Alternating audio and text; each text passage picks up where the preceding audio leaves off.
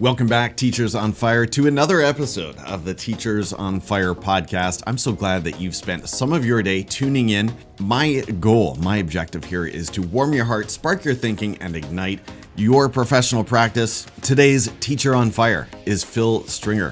Phil is the department head of mathematics at Crofton House School in Vancouver.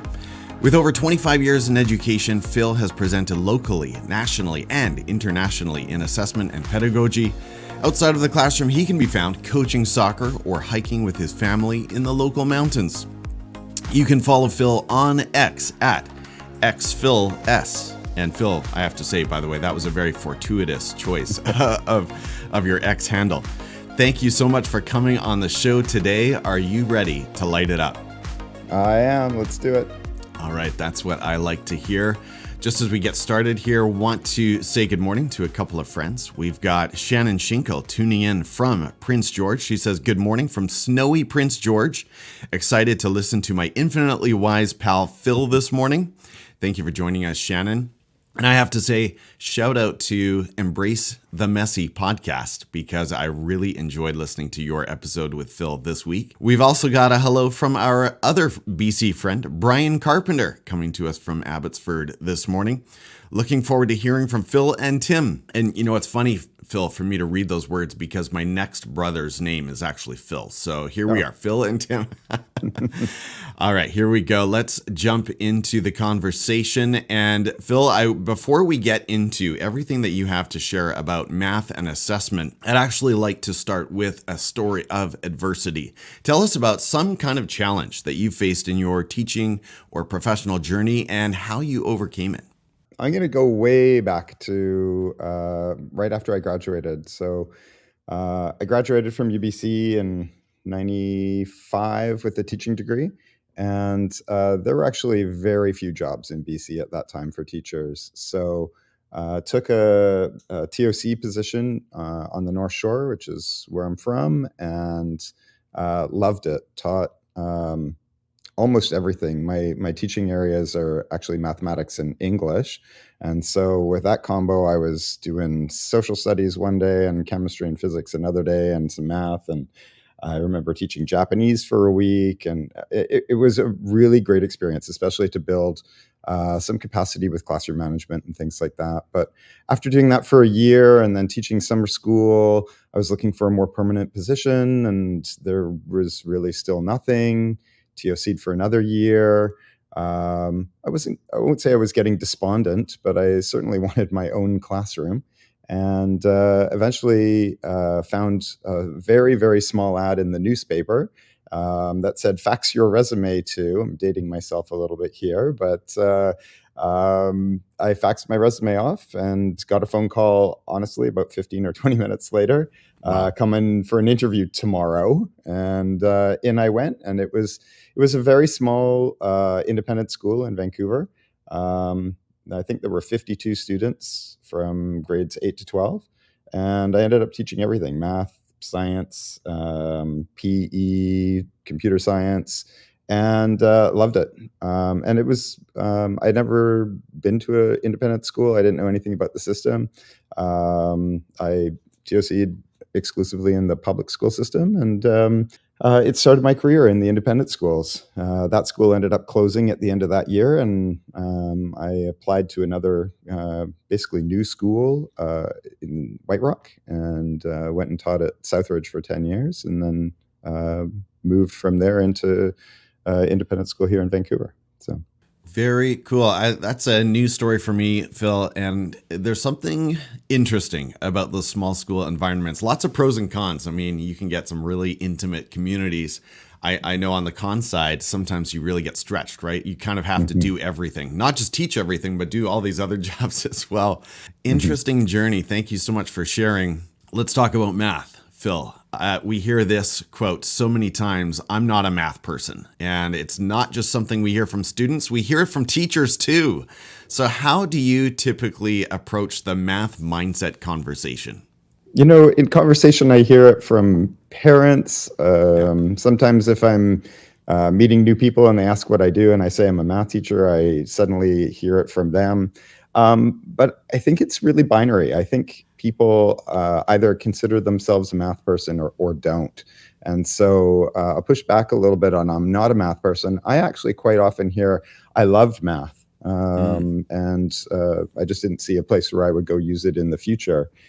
And I think it's really, if the people are feeling that they're not a math person, it's really about finding, first of all, building relationship with people, and then finding ability to connect them to the math that's around them. Parents will come in and say that they're not a math people in a parent-teacher interview.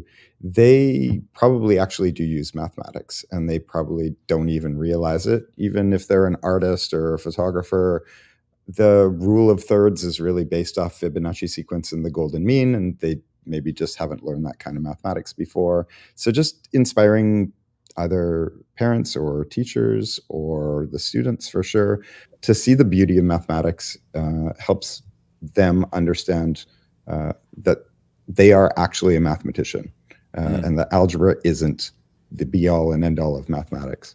I've read Mindset, and that book, when I was working through my master's at VIU, is probably the most influential and impactful book that I read.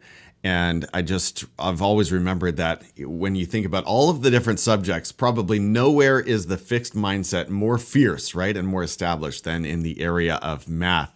Well, I like that take, and I can't help but think, Phil, about our shared passion for Wordle. Actually, I'm going to diverge slightly because Wordle involves some math in a way too, doesn't it? There's a lot of logic in Wordle, for sure. Yeah. I've recently discovered hard mode, and I know we've chatted off this podcast a little bit about it, and it is once you put hard mode on, it actually helps because there are less combinations of words that you can use.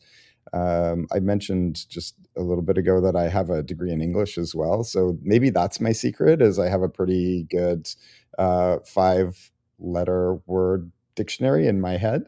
And then the mathematics of like the logics of, I've got these ones in these places.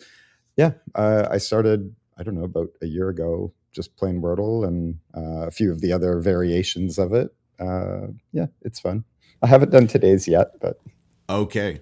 Well, I mean, so Phil and I share a Wordle DM thread on X, and any day that I can beat Phil is a very good day. Let me just tell you that. Usually he's 1 or 2 moves ahead of me. Let's get back to math, Phil, and talk about Dr. Peter Liljedahl, another British Columbian, at least at the moment. What do you think are 1 to 2 of the most significant takeaways for teachers from his work at building thinking classrooms? And let's approach this for teachers out there who are really unfamiliar with his work, maybe haven't heard of it at all. Yeah, and his book is absolutely fantastic. When teachers come to my school, it's one of the first books I put in their hand as kind of pre-reading before the school year starts. There's lots of aspects to this. I think he's got 13 chapters in that book. So I'm going to pick 3. I'm going to +1 you. And sure. I have been using random groups from way before when that book was written. The ability for students to come in, not feel pressured in some ways to sit with their friends, their buddies, to be given a random group of people and know that it's just for 40 minutes or 50 or 60 minutes of class time where they are working together, collaborating on a problem. The next stage of that may be if a teacher has the ability to have what he calls vertical non-permanent surfaces, whiteboards in their classroom. And I'm blessed to have them around my room. So the students come in, they are given their random groups. I actually use a deck of cards to do that. And then I give them problems that they can work on at the whiteboards. I love the fact that they then can cheat and watch what some other students are doing around the room to get some hints and come back and work on their own problems as well. So those are my first 2, the random groups and the whiteboarding. And then he has a couple of chapters on assessment that just really fit well with a lot of the trends that you're seeing in assessment these days, collecting the evidence over time and triangulating. He's basically describing standards-based grading with those 2 chapters in his book. Awesome. Thank you for that. Yeah, transformative book, absolutely. And neither of us are affiliated. At least I'm not. I'm not. But yeah, but we strongly recommend picking up Building Thinking Classrooms. Well, something else related to his work there in assessment, Phil, is this idea of grading math homework. So I said, let's spice things up a little because this is a tough one. This is a tough one for math teachers who feel like if I don't grade this homework, if I'm not putting something in my grade book based on what students bring back the next day or during homework check or whatever that looks like, then students aren't going to do the work. But Dr. Peter has some good answers to that. So how do you respond and what's your take? He definitely does, and I'll give my short answer, which is Sure. I don't grade math homework. There's a few reasons. I don't know who did it. I don't know who has the capacity to do it. My son's in grade 8, and I know that I can form some time with him between soccer practice and all the other things, his job and all those other kinds of things that he's doing. So but that's my family and my situation, his situation. The the students do need to practice, and the teachers do need to ensure that they're getting adequate practice, but they don't need to grade it. It's formative work that is helping them figure out where they're at. I encourage my students to make sure that they're checking the back of the book, the answer key or answer keys that I provide online, to see if they're doing things correctly, because you definitely want the practice to solidify. Sometimes you hear practice makes perfect, but if they're not doing it right, practice makes the perfect wrong. You actually can think of that sentence as practice makes permanent. And so if a student can practice whatever it is that you want them to do correctly, with some feedback, some timely feedback, then fantastic. This is part of the reason. So in upper level mathematics, my homework now for 10 years has been watch a video. So it's a 10-minute video on YouTube. They can watch it whenever they want in the 48 hours between one class and the next class. And they can watch it twice. They can watch it right before. They can watch it basically anytime except during class.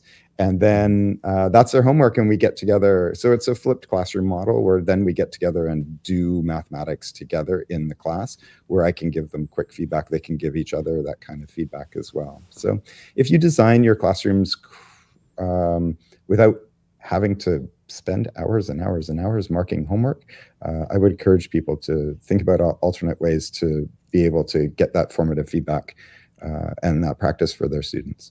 Phil, do you use any tools like Edpuzzle to monitor the video watching, or you're not interested in following up on that angle? How do you play that? I haven't. I played around years ago with some embedding questions before they could move forward in the videos that YouTube used to have inside it.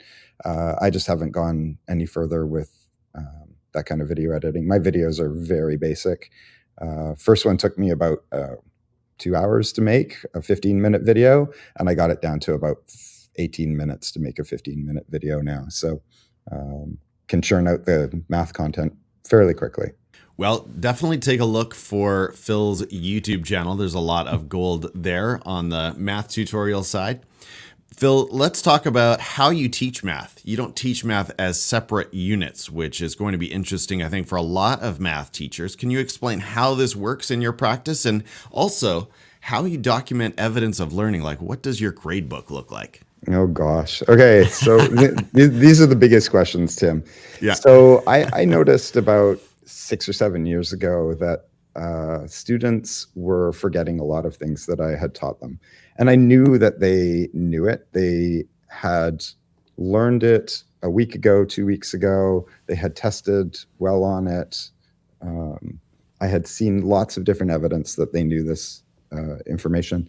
And shortly thereafter, 2 weeks, 2 months, even a year after, they would say to me, I don't even remember you ever teaching this to me. And I wondered why this was. So I happened across a book, Make It Stick, and the authors of that book, the neuroscientists, really had looked at reasons why information that we learn just disappears from our memory.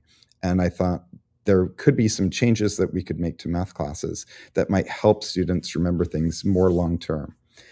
So I thought, I'll try and implement these. So I started with a grade 8 class, and one of the concepts was mixed practice, where you, instead of continuously doing the exact same thing, like a whole page of adding fractions, once they've learned how to do that, then incorporating the adding fractions into other areas of mathematics in what's called a spaced approach. So between mixing questions up and then spacing that learning out throughout the year, the only way that I could see really doing that was to get rid of these units that we had created. So a typical textbook will have, one unit on fractions and another unit on algebra skills. And I thought, what if instead of just teaching each unit throughout the year and then they forget the units as you go through them for the most part, we instead looked at all of the base skills across all units, taught those, and spiraled back to each unit as you go throughout the year.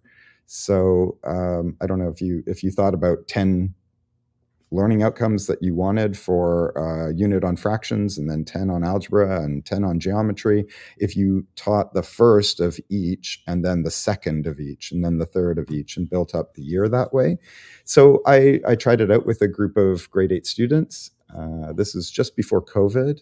We still had final exams at our school, and typically a group of students, no matter which group, honors group, regular group, enriched group, the final exams that I had given in my career would go down by about 4%, 5% as a class average compared to their year's work. And I would spend at least a month reviewing for those final exams. So I tried this deunitized approach, and it seemed to be going very, very well. I actually finished the entire curriculum around spring break because I didn't have to do review. I didn't have to stop and review. Instead, as I was going along, I would give them smaller check-ins where I would test, say, 3 concepts at a time. So I would have one question on what's the fraction level of difficulty of work that we've done, and on that same assessment, geometry, and same assessment, algebra or probability.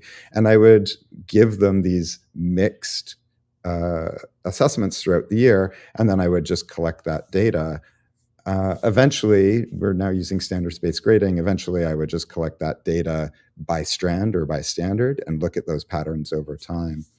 And then they went and wrote the exam, and their marks actually went up by 5% over their average for the year.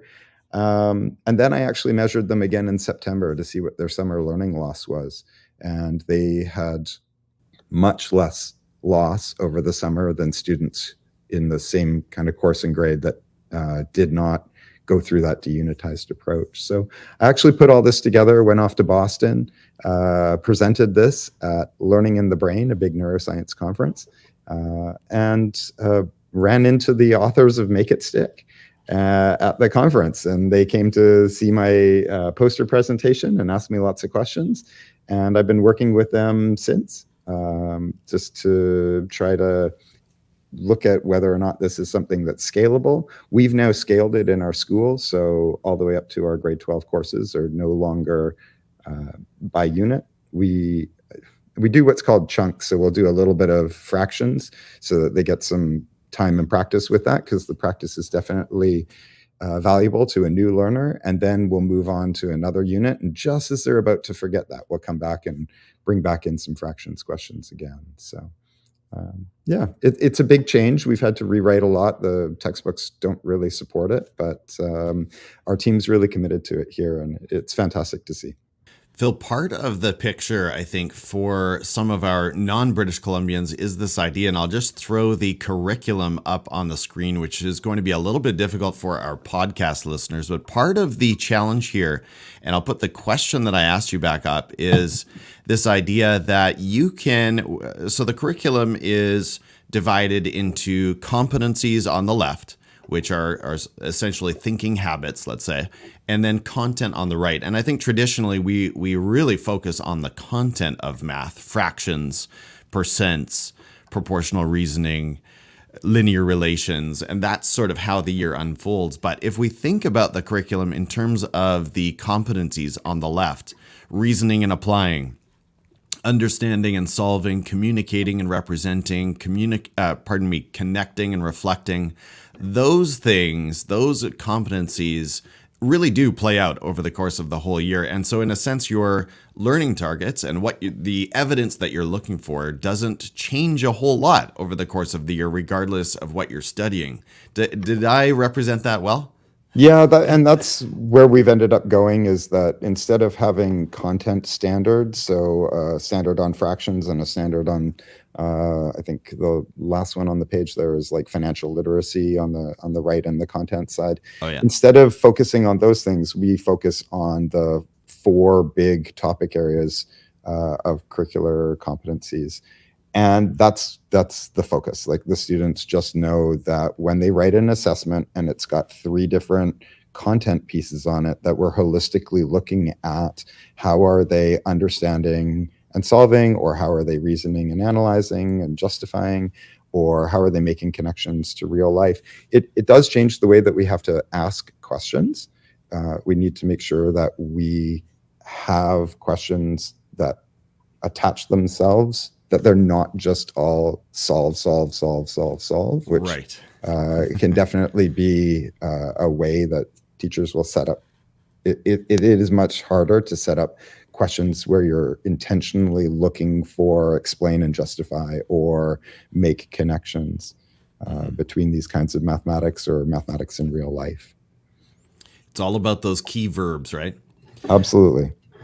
Number 6, next question here for you, Phil. What have you learned lately about the science of learning, and how is it changing your instruction and leadership? So again, that book, Make It Stick, is key to how I've transformed my own practice, the practice of teaching mathematics here at our school, and just even getting out into other school districts, other schools, and promoting them to see some of the myths that we may have heard of over the years, and some of the practices that students think work well, or students, they try something like cramming, they learn something the night before, and then they are actually fairly successful at whatever it happens to be the next day. And they see an illusion that they have actually mastered something that way. I guarantee you ask them a week later and they have crammed something else into their short-term memories. And so looking at learning from what do they understand year to year rather than what do they understand day to day is transformative in how is it that I can set up a classroom environment so that they can actually learn well. Unfortunately, once you start to see some of these studies that are coming out of MIT and Harvard and some of the brain research labs, and some of them are maybe fairly obvious. I don't know if you've ever watched a PowerPoint presentation and the person is speaking every single word on the PowerPoint presentation. We often tell kids not to do this. And the reason is that when you hear words being spoken, then they go in your auditory, they go in your ear and into your brain. When you read something, it actually goes into your brain through your auditory. So the voice inside your head actually puts that information. And so if somebody's reading and you're trying to listen at the exact same time, it is impossible to, because you only have one channel in. And so I promote this to teachers and administrators. Like, if you're going to do a talk for parents, don't have a million words up on the screen. They're going to read it and be talking at the same time. Do one or the other. So there's these small moves that we can make that might seem obvious later on, but again, that book, Make It Stick, another book called Powerful Teaching by Patrice Baines and Pooja Agarwal, just absolutely fantastic reads to think about some ways of bringing in some of these learning sciences, cognitive science things into a classroom. Of course, when you're talking about learning and reinforcing learning over time, I worry about the whole ChatGPT culture and world that we live in today. But I know that's a whole other topic that maybe we won't get into just yet.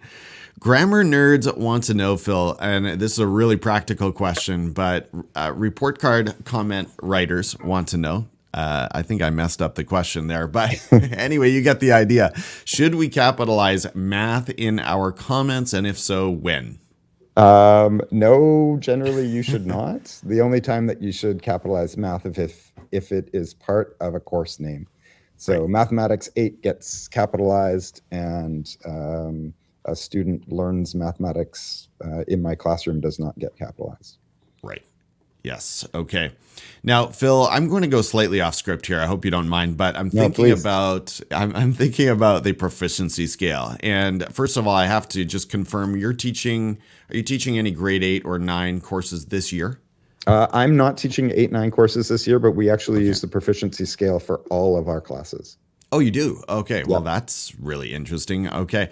So I hope this question doesn't leave non-British Columbian listeners too much in the dark, but basically, can you give me an example, maybe one or two quick examples of what would constitute extending in your math world?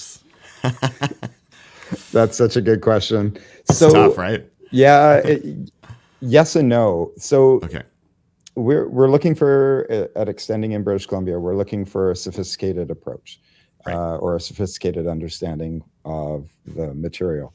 So there are, I think in mathematics, two ways that are most accessible for teachers to create these kinds of opportunities. And we have a rule that any assessment that we give must include opportunities for extending that the student can reach without having external tutoring or learning going on. So it has to come from extensions that a student in your class could be able to actually reach. And those two ways, therefore, would be synthesizing two topic areas together. So if a student's learned fractions and a student's learned geometry, somehow bringing a question together that requires the student to use both of those skills, or a student solving a question that is unfamiliar to them. And so if they are, and not unfamiliar as in the next grade level, but unfamiliar as in, I know I have given the student the mathematical tools to solve this problem. We haven't done one exactly like this in class. So it's not perfect. I often say to the students, here's the one that's unfamiliar. I just want to see how you approach it. You don't have to have a perfect solution to it. And that seems to have been quite successful. So thanks for putting that proficiency scale up on the screen. Again, podcast listeners wouldn't be able to see it, but yes, extending, our definition here is student demonstrates that sophisticated understanding of both the concepts, so the skills and the content and the competencies relevant to the expected learning, and doesn't go beyond grade level. It is something that is achievable for the students in your class. Interesting. Okay, that was perfect. Thank you so much. And I'll be listening to that again after the broadcast. But thank you so much, Phil, for allowing me to call an audible on that one, thinking of the Super Bowl on the weekend. All right, let's keep going. Shifting gears a little bit, Phil, outside of education, what's another area of learning for you? What is it that ignites your passions outside of the classroom and brings you alive as a human being? Oh, gosh. Well, I'm right after this running off to coach my son's soccer team. Love doing that. I love soccer. I grew up playing soccer, refereeing soccer. Once I was injured as a player, I got into refereeing, and I worked my way up all the way up to the Whitecaps level of refereeing. And then my knees just couldn't hack the running. Around the same time, I was now full-time teaching. And so I got into coaching, coached high school for the last 25 years, I think, basically since day one. Had lots of success and a lot of fun, a lot of good memories coaching soccer over the years. And now my son is playing. I've finally been roped into helping coach his team. So I will dash out of here after this to go coach his morning game against a Richmond team. As I said, or as you said at the beginning of this, I love spending time in the outdoors. So I grew up on the North Shore and all of the BC mountains, whether that was hiking or skiing or camping or canoeing, whitewater kayaking, all that kind of stuff. And yeah, I do my Wordle, and I also play around with Duolingo as well. So I'm learning. I like to listen to podcasts, and there was a podcast the other day that was talking about Esperanto. So I was learning some French. I have quite a number of students who speak Mandarin, so I decided to learn at least the numbers in Mandarin. If I'm going to go holiday anywhere, it might be somewhere where I might need a little bit of Spanish. But now I'm also learning a little bit of Esperanto, which is actually a very easy language to read or to learn. So yeah, I like dabbling around in that as well. You are definitely a lifelong learner. I appreciate that curiosity, Phil, in linguistics is really interesting. And did I understand you correctly that you were refereeing in the MLS? Up to so the Whitecaps Okay. at that time were not in the MLS. Okay. I'm going to date myself, but they played out of Swangard Stadium in Burnaby, and I was on the officials list for them. So sometimes the fourth official, sometimes the linesman, and I actually gave up the year that they moved to the MLS. So watched some of my buddies referee some of their first games, which was kind of neat too. Yeah, Yep. well, that you're cheering them on. Hey, well, I'll say for the football fans, and I do mean football in a global sense, we're cheering on our local Vancouver Whitecaps. So if you've got a favorite, that's who we're rooting for. Phil, we're about to jump into some rapid fire questions. So whatever comes to mind here in these questions is going to be helpful for our audience. Share about one personal habit or a productivity hack that contributes to your success and keeps your fire burning. And I will say, based on when you and I chip in on the Wordle, I think we're both in the 5 a.m. club. So maybe that's one of them. But is there something else that keeps you productive? I'm definitely a morning person, so I'll be more productive in the morning. But I don't really like things hanging over the weekend. And often a student or a teacher or a parent will email me on a weekend. And I really try to set that time aside for myself. It's very important for balance. But I also don't like that niggling in the back. And I don't want to give the impression that I'm sending their email back to them at 5 a.m. on a Saturday morning. So schedule send is my friend. And I will compose that email, shoot it off with a schedule send for 8 a.m. on Monday and not have to think about it again. And it alleviates the issue of continually thinking about it all weekend. Right. And it also takes that thing off my plate. So they're not thinking that I'm on demand, accessible all weekend as well. When it comes to Education X, Phil, tell us about someone we should follow there and share why they've been inspiring you lately. Yeah, I've just joined CAFLN. I've gone to a couple of their other events, but the Canadian Assessment for Learning Network is, it's a great group. And so that is definitely one that I am following more keenly now. And I know that they have a conference coming up in October next year. So we'll look forward to trying to get there for that as well. They've got lots of members-only events and great group. One of the best conferences I've ever attended. Point us to an edtech tool that you currently love using in your classroom or professional practice. A tool called Podsie, Podsie. It is a quiz tool online where I can make up questions. In fact, now it has an AI generating question feature to it. So I can type in, hey, AP statistics, I would like a vocabulary list for units 1 and 2, and it will suggest questions and suggest answers. And so making quizzes takes almost no time using this tool. I can then push it out to students. Students take that quiz. All of those questions then go into a review package for them. And it automatically, based on student responses, automatically spaces and mixes out their questions as they log on over the year. So it does the job of spaced mixed practice for them so that they at least remember some of the things before their, say, AP exams. It's fantastic. Great tool. What a cool tool. Recommend one book, one that you've been reading lately, or one of your all-time faves, and tell us why you recommend it. I know you already dropped a couple of great titles in the cognitive learning area. Have you got any others? If you want to go back to learning those how two. to learn. Yeah. Learning how to learn. I mean, Make It Stick is all-time favorite. Yeah. And Powerful Teaching is fantastic as well.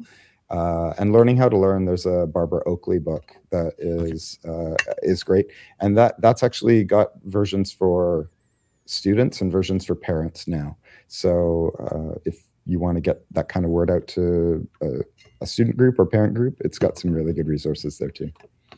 Very cool.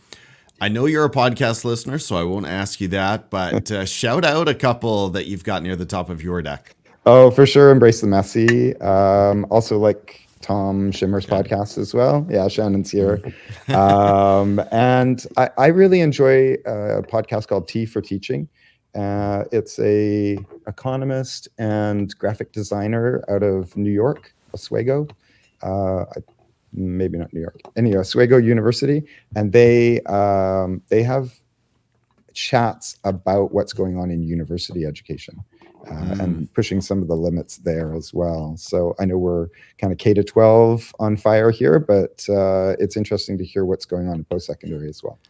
And I mean, it always affects and impacts what we're doing at the high school level, right, Phil? I mean, so much of what we do is because of, fill in the blank. On the subject of podcasts and as a support to my work here, who is one educator, Phil, that you would recommend I interview on the Teachers on Fire podcast? I'd love to hear you interview Pooja Agarwal. So she's a neuroscientist and teacher out of the Berklee School of Music. I've already mentioned her book, and I was lucky to meet her as well in Boston. Fantastic person. All right. Just for fun, Phil, what are you streaming during your own downtime right now? What's on the family Netflix or Prime these days? we ended up actually just finishing watching My Life with the Walter Boys, and one of our family friends is one of the Walter Boys in that show. So that was kind of cool, a local BC boy in there. And then in terms of movies, we just finished Sixth Sense with my son, and then Signs as well. So we're working our way through some of these M. Night Shyamalan, I can never say this name. Shyamalan directed films, those kind of creepy horror films as well. Right. So. Okay. Wow. And the whole family is up for that. I can't convince my wife to watch that kind of content. Absolutely. Oh yeah, absolutely. Right, nice. It's great.